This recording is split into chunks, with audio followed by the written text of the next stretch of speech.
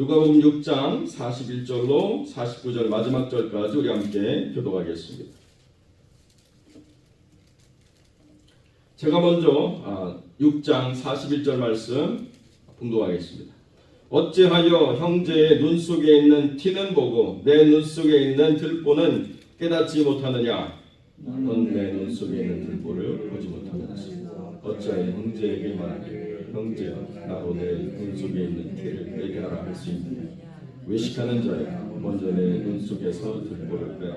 그 후에야 내가 밝히 보고 형제의 눈 속에 있는 티를 빼리라. 못된 열매 맺는 좋은 나무가 없고 또 좋은 열매 맺는 못된 나무가 없느니라. 나무는 각각 그 열매로 하나니 가시나무에서 무화과를 또는 찔레에서 포도를 따지 못하느니라. 선한 사람은 마음에 쌓은 선에서 선을 내고 악한 자는 그 쌓은 악에서 악을 내나니 이는 마음에 가득한 것을 입으로 말함이니라. 너희는 나를 불러 주여 주여 하면서도 어찌하여 내가 말하는 것을 행하지 아니하냐? 내게 나와 내 말을 듣고 행하는 자마다 누구와 같은 것을 너희에게 보이리라. 집을 질 때 깊이 파고 주초를 반석 위에 놓은 사람과 같으니 근본이 나서 탕류가 그 집에 부딪히되 잘 지었기 때문에 능히 요동하지 못하게 하였더라. 함께 읽습니다. 듣고 행하지 아니하는 자는 주추 없이 흙 위에 집 지은 사람과 같으니 탕류가 부딪힘에 집이 곧 무너져 파괴됨이 심하니라 하시니라. 아멘. 본문의 말씀을 가지고 내 말을 듣고 행하는 자가 누구인가 라는 제목으로 이 말씀 함께 나누겠습니다. 오늘 본문의 말씀은 누가복음에 있어서 산상수훈이 아니고 평지수훈이다 이렇게 기록되어 있는 말씀입니다. 마태복음은 주님께서 시험 받으시고 난 다음에 바로 입을 열어 하나님의 거룩한 말씀을 전하시는 5장이 펼쳐지죠. 그것이 팔복이 나오고 여러 가지 수훈이 나오고 난 다음에 그리고 나서 10장에 비로소 제자를 부르시는 사건으로 그렇게 연결이 되어 있습니다. 그런데 누가복음은 먼저 제자를 부르시고 그리고 난 다음에 짧은 축약의 산상수훈의 내용을 여기다가 이렇게 기록해 놓아서 서로 다른 구조와 서로 다른 강조점이 있음을 우리에게 분명하게 보여주고 있습니다. 그렇기 때문에 누가복음은 좀 더 제자들에게 집중하고 있는 모습을 보여준다 이렇게 이해할 수 있습니다. 그래서 마태복음에 나와 있는 이 산상수훈의 메시지들은 듣는 모든 사람들에게 전포되는 복된 소식이지만 그러나 누가복음에게 있어서 이 산상수훈에 축약된 내용들은 제자를 부르시고 그 제자가 어떻게 살아가야 되는가에 대한 삶으로 던져주는 정말 중요한 핵심 가르침 이렇게 이해해도 틀린 것은 아닌 것 같아요. 그러니까 지금 제자를 부르시고 난 다음에 그 제자들에게 어떻게 하나님의 뜻을 따라 살아가야 되는가를 우리가 볼 때에 온 무리도 있었고 여러 사람도 있었지만 그러나 그 흐름이 제자된 이 믿음의 백성들이 어떻게 이 땅을 살아갈 것인가에 대해서 주님이 굉장히 깊은 관심과 기대를 갖고 계신다라고 이해해도 전혀 잘못된 이것이 아니라는 거죠. 그러니까 그 제자는 어떤 삶을 살아야 되느냐? 다른 형제의 눈 속에 있는 티를 빼줘야 되는 사람이라는 거예요. 그런 영향력을 미쳐야 되는 사람이라는 것입니다. 그런데 실상은 뭐냐? 다른 사람의 눈에 있는 그 조그만 티끌 하나가 못 견딜 정도로 눈에 거스리는 사람인데 정작 자신의 눈 속에 있는 들보는 아무런 불편함이 없이 또 그것이 전혀 있는지도 깨닫지 못한 채 살아가고 있는 사람이다 이렇게 성경이 말하고 있다는 것입니다. 그러니까 제자로 부르심을 받은 모든 영혼들이 이미 다 완성형이 아니고 제자로 부르셔서 주님을 따라가면서 주님을 주라고 고백하는 우리들은 무엇부터 해야 되느냐? 우리 눈 속에 있는 들보를 먼저 빼고 다른 사람의 눈에 있는 그 티가 우리에게 불편함과 거스름이 될 때 그때 우리가 선한 영향력을 미치는 사람으로 그렇게 변화되어야 된다라고 이렇게 주님이 말씀하고 있다는 것입니다. 그런데 사람들이 본인에게 이 변화를 만들어내기보다 남들이 변하지 않는 것에 대해서 더 많은 의미와 가치와 중요성을 부여하려고 하기 때문에 문제가 많다는 것입니다. 말씀은 먼저 자신을 돌아보고 자신이 주님 안에서 얼마나 그 선한 열매를 맺어내고 있는가에 대해서 집중하는 것입니다. 다른 사람이 어떻게 되어 있는가는 그 다음의 문제라는 것이죠. 내가 좋은 열매를 맺고 있는가 아니면 내가 나쁜 열매를 맺고 있는가, 가시나무가 어떻게 무화과를 낼 수 있으며 찔레에서 어떻게 포도를 낼 수 있겠는가를 우리가 먼저 살펴봐야 된다는 것이죠. 사람들이 종종 그런 이야기를 하는데 교회 안에서도 그런 말씀하시는 분들이 있어요. 사람은 정말 좋은데 여기다가 예수님만 딱 믿으면 너무나 좋겠다. 이것은 정말 인간적인 이야기고 가능하지 않은 이야기예요. 사람이 좋다라고 하는 것은 우리가 그 사람을 대함에 있어서 우리가 느끼는 그 사람 내면 깊은 것이 아니고 그 사람이 드러내 보여지고 있는 현상이 우리에게 있어서 좋고 편하고 나이스하고 이런 이야기를 하는 것입니다. 그런데 주님은 중심을 보시기 때문에 그 중심에서 하나님을 향한 선함이 있다고 한다면 반드시 주님과의 만남이 있고 제자됨이 있고 제자됨에 맞는 삶의 행위가 있어서 선한 열매가 맺어지게 되어 있다는 것입니다. 중심에 하나님을 거스르는 마음들이 있기 때문에 그 안에서 주님과의 만남이 이루어지지 않고 말씀이 뿌리내리지 못하고 그로 말미암아서 선한 열매를 맺을 수 없는 삶의 결론에 도달하게 된다는 것이죠. 나한테 잘하는 사람, 다른 사람에게 따뜻하게 다가가는 사람, 좋은 것들을 말하는 사람, 그것이 우리 입장에서는 좋은 사람이라고 말하는지 모르겠지만 주님을 만났기 때문에 삶이 변화되는 분명한 그 주님과의 만남으로부터 시작된 삶의 변화에 그 다음에 결과적으로 맺어지는 열매를 주님이 보시는 것이지 사람 사이의 관계로 서로가 좋고 잘 지내는 것을 주님이 말씀하시지 않는다는 것입니다. 그렇기 때문에 우리가 어떤 변화를 만들어내야 되느냐, 좋은 열매 맺는 나무를 우리가 주님이 기대하시므로 우리가 좋은 열매 맺는 나무가 분명히 본질적으로 되어 있어야 되는데 어떻게 좋은 열매 맺는 나무가 될 것인가? 우리가 가시나무나 우리가 찔레라고 하는 본성에서 그 본성이 느닷없이 본질적으로 변화되어져 가지고 가시나무가 무화과를, 찔레가 포도나무를 낼 수 있느냐? 그렇게 느닷없이 되어지는 것이 아니고 중요한 것은 주님의 부르심에 순종하고 주님을 만나서 예수님을 구주로 고백하는 자에게만 이루어지는 역사라는 것입니다. 이것이 우리 믿음의 가장 중요한 핵심이라는 거죠. 그러니까 마태는 5장부터 7장까지 많은 이야기를 그리고 유대의 전통에 근거한 틀에 짜여진 이야기를 탁 전달해 주었는데 누가는 그렇게 많은 내용을 전달하지 않고 중요한 가치들이 있다고 하는 것을 전달하고 난 다음에 우리의 삶의 변화와 우리가 누구인가를 먼저 보는 것이 여기 더 중요한 가치를 맨 마지막에 두었다는 거죠.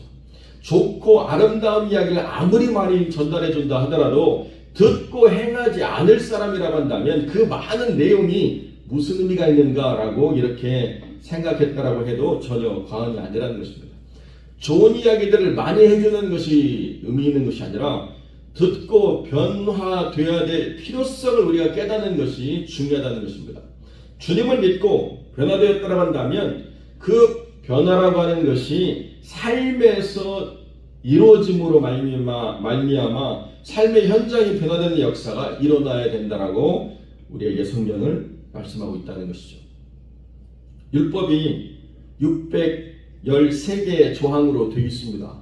그래서 많은 목사님들이 언급하시기를 참 재밌는 게 인간의 뼈 숫자가 248개인데 그 248개의 뼈의 숫자에 맞춰서 무엇을 하라고 하는 명령이 있고 365일 날짜가 있는데 365일 동안 하지 말라고 하는 율법이 있어서 두 개를 합치면 613개의 율법의 숫자가 맞다. 참 찾아내신 분도 대단하고 적용도 대단한 것 같아요. 이걸 어떻게 뼈하고 연결했을지 모르겠어요. 그런데 그것은 아마도 우리가 그 후대에 그것을 이해하는 방식으로 기억하기 좋으라고 하신 말씀이지, 하는 것, 하지 말라는 것, 이렇게 주님이 말씀하실 때 제가 찾아보니까 613개의 그 율법의 내용들이 쭉 열거가 되어 있는데요. 대다수의 그 율법의 핵심 가치는 뭐냐? 어떻게 제사를 드리고 어떻게 정결하게 하나님 앞에 나와서 책망받지 않느냐라고 하는 그 예배와 제사에 대한 내용들이 거의 주류를 이루고 있습니다. 거의 대부분이에요. 그런데 지금 주님께서 말씀하시고 있는 이 제자됨의 삶이라고 하는 것은 그런 어떤 형식에 대한 이야기가 아니고 삶의 본질적인 변화에 대한 이야기를 하고 있다는 거예요. 예배에 나올 때 깨끗한 옷 입어야 되고 정결하게 목욕하고 나와야 되고 어떤 의관을 갖추고 나와야 되고 이런 이야기를 하는 것이 아니라 말씀을 듣고 살아가는 삶이 무엇인가를 주 앞에 드러내라. 이것이 핵심이라는 거예요. 말씀이 내가 은혜가 되고 그 말씀 안에서 내가 예수 그리스도를 깊이 만났다고 한다면 그러면 우리 안에서는 뭐가 만들어져야 되느냐? 선하고 좋은 열매가 나와야 된다. 이것이 핵심이라는 거죠. 제가 강아지 산책을 가면요, 저희 가는 길에 큰 집이 있는데 그 들어가는 집 입구에 블랙베리가 열려 있어요. 블랙베리라고 하는 것을 분명히 눈으로 보고 까맣게 잘 익은 것도 보는데 혹시라도 이게 블랙베리하고 똑같은 무슨 독이 있는 열매가 있나, 제가 식물에 대해서 그렇게 똑똑하지 못해가지고 눈으로 볼 때는 분명히 블랙베리인데요. 그거 하나를 탁 따서 맛을 못 보겠어요. 괜히 그거 하나 땄다가 갑자기 문제 생겨가지고 병원 가야 되고 그런 일들이 있을 것 같아서. 저는 무지하기 때문에 열매를 판단할 수 있는 그런 자격이 없습니다. 그러나 하나님께서는 우리의 삶의 열매를 너무나도 세밀하게 살펴보고 계시다는 거죠. 어떤 변화를 지금 만들기 위해서 어떤 영적인 싸움을 하고 있는지, 어떤 노력을 하고 있는지, 어떤 희생을 치르고 있는지, 어떤 시간과 물질과 노력을 투자하고 있는지 주님은 너무나도 분명하게 살펴보고 계신다는 것입니다. 사람들은 이해할 수가 없습니다. 선교사님 한 분이 7시간 운전해서 가야 되는데 안전하게 갔다 올 수 있도록 기도해 달라고 이틀 전에 연락이 와가지고 기도하겠습니다 하고 난 다음에 갔다 온 내용은 없고 다른 선교에 대한 내용을 쭉 쓰셔가지고 잘 다녀오셨지요? 지금 주신 말씀 기억하고 기도하겠습니다 그랬더니 그 이야기가 끝나자마자 사진하고 장문의 편지가 오는데요. 타이어 터졌고요. 휠 체인지 했고요. 그래도 다행히 목적하는 데까지는 잘 가서 거기서 다 고쳐가지고 왔습니다. 여러분, 우리가 7시간 미국에서 운전해 가는데 타이어 터질 일이 얼마나 있겠습니까? 휠이 찌그러질 일이 얼마나 있겠습니까? 비포장 도로에 움푹움푹 들어간 그 도로를 가다 보면 타이어가 터지고 휠이 휘어지는 그런 일들이 얼마든지 있을 수 있고요. 어떤 선교사님은 또 그런 교통사고로 말미암아서 사고가 나가지고 어쩔 수 없이 한국에 들어와서 안식년을 가져야 되는 그런 시간들을 보내기도 하는 그런 경우들이 있는 것처럼 우리는 그 평범한 하루의 일상이 너무나도 염려와 근심 없이 편안하게 지나가지만 어떤 사람들에게 있어서는 그 하루의 일상이라고 하는 것이 기도 없이는 안 되는 삶이고 하나님께 도움을 구하지 않으면 그 하루를 살아갈 수 없는 그런 삶의 시간들이 있다는 거예요. 많은 선교지에서 선교사님들이 후원이 들어오면 얼마나 기쁜지 모릅니다. 그런데 그 기쁨과 함께 얼마나 큰 두려움이 오는지 모릅니다. 왜 그렇습니까? 그 후원금을 찾으러 은행에 갔다가 나오는 때 만나는 강도들, 도둑들, 온갖 일들을 겪기 때문에 한편으로 후원금이 들어오면 좋지만 후원금을 가지러 가는 순간이 생명 걸고 가야 되는 순간이 되는 일들이 있다는 거죠. 우리는 모릅니다. 그러나 주님께서는 그 모든 희생과 수고를 살펴보고 계시다는 거예요. 차로 운전해 가가지고 은행 갔다 나왔더니 어떤 선교사님은 차가 바퀴가 다 사라지고 벽돌 위에 차가 이렇게 얹어져 있더래요. 그 바로 앞에 경찰서가 있고 경찰들이 왔다 갔다 하는데도 아무도 신경 안 쓴다는 거죠. 이렇게 표현하면 좀 죄송하지만 그놈인 것이죠. 그런데 주님께서 뭐라고 말씀하시느냐? 주님은 그 파운데이션을 보시겠다는, 기초를 보겠다는 것입니다.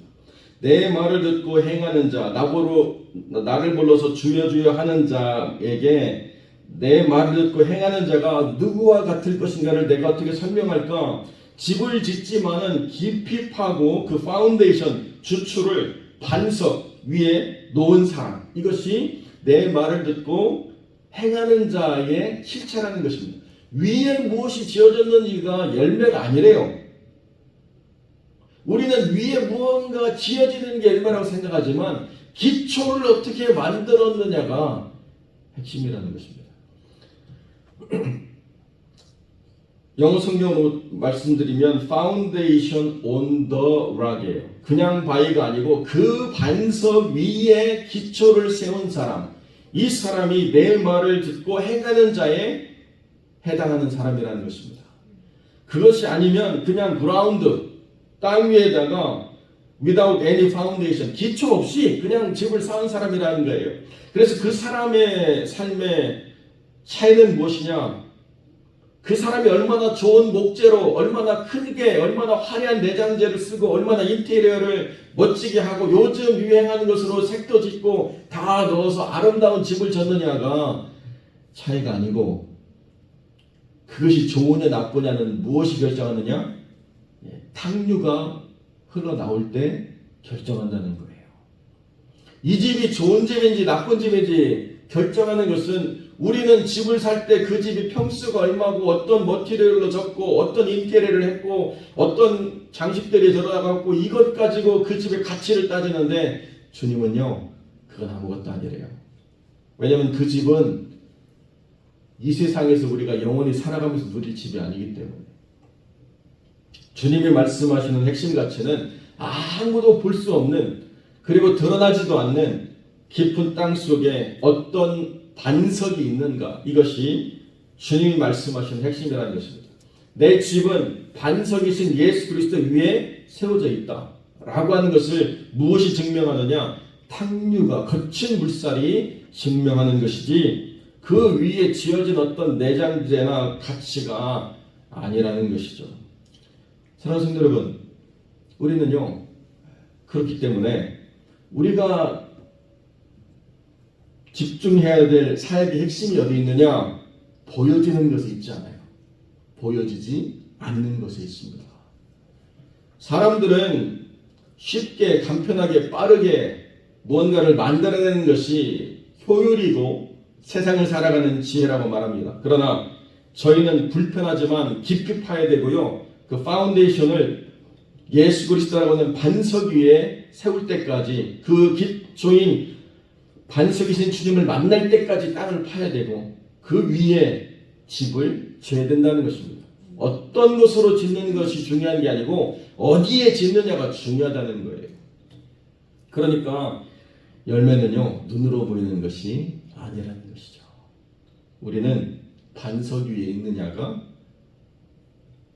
그 모든 것의 근본이고, 반석 위에 있는 모든 것은 좋은 열매입니다. 다시 말씀드릴게요.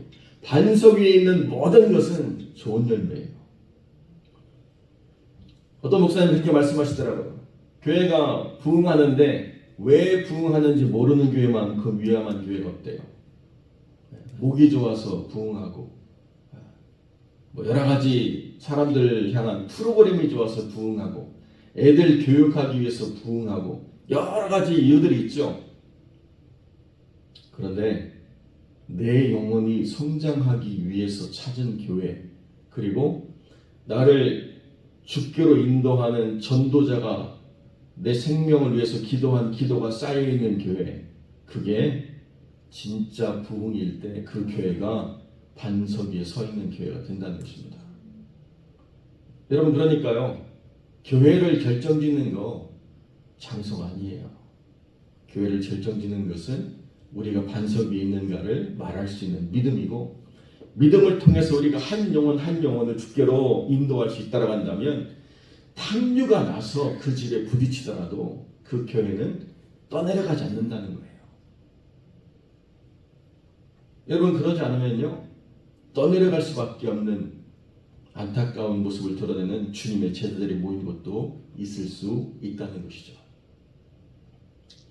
사랑하는 성도 여러분, 그렇기 때문에 우리가 중심을 잘 잡아야 된다는 것입니다. 이 교회는 예수 그리스도 반석 위에 세워진 교회고, 그 반석에 우리가 이 교회를 세우기 위해서 흘려야 될 희생과 수고를 우리가 감내하는 것이 세상 사람들 보기에는 어리석고 지혜 없는 것 같아도, 우리는 어떤 순간 어떤 상황 속에서도 이 반석 위에 말씀 따라서 우리의 삶을 세우리라, 이 교회를 세우리라 라고 하는 분명한 결단과 각오를 가지고 그 뜻 안에서 세워져 갈 때 어떤 탕류가 우리를 삼키려 달려온다 하더라도 결코 무너지지 않는 삶, 무너지지 않는 교회로 주님이 우리를 지켜주실 줄로 믿습니다.